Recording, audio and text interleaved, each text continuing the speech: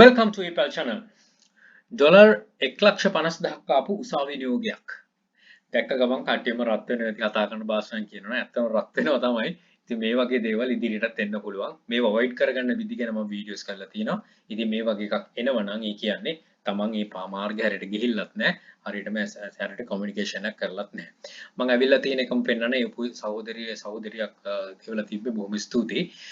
මේකේ ඉන්ෆර්මේෂන් ටික තියෙනවා පොඩ්ඩක් කියවන්න අහටත් පොඩි වැඩි ඇති. ඒකේ අවශ්‍ය කරන පාර්ට් එක විතරක් මම ටිකක් ගත්තා මෙන්න මේක. As a result of conduct, it is my client's intention to pursue the fullest amount of the damage available to it.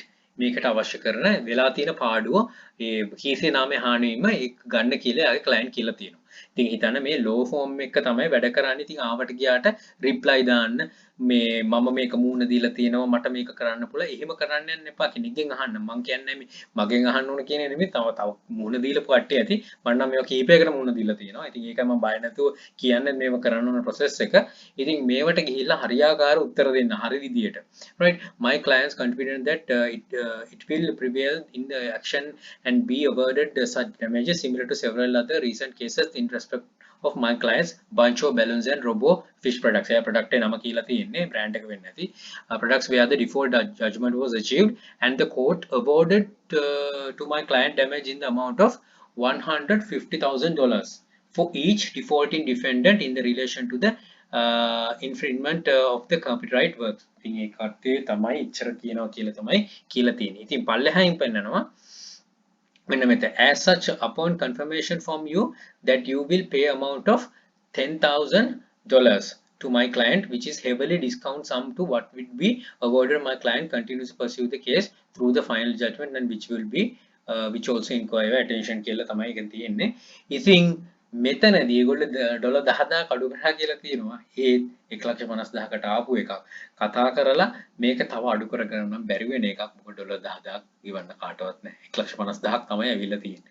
ඉතින් මේ වලින් වැලකෙන්න නම් මොනවද කරන්න ඕන කියලා තාම දන්නවා.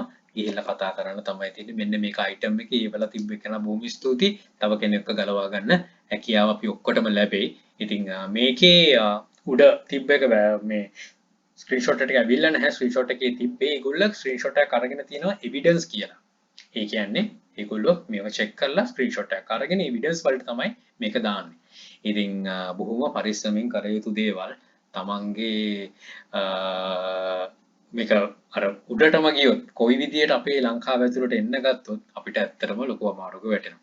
ඉතින් ඒක හැම වෙලෙම කියන්නේ seller approach කරන්න. Contact supplier before listing. මේක ඔළුවට දාගන්න.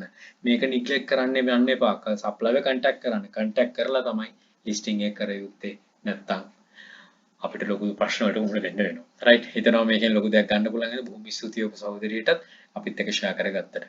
Good luck. Think wisely. Don't work hard. Work smart. Happy selling. Please subscribe my channel. අපේ channel එක PayPal hub එක subscribe කරන්න. යක්ෂකයා channel එකේ යක්ෂයා group එක තියෙනවා. මේ හැම එකටම එකතු වෙලා දැනුම් වර්ධකෙන ඉදිරියටම යන අපිට ජයන් ජය. And all the very best. Bring model Sri Lanka.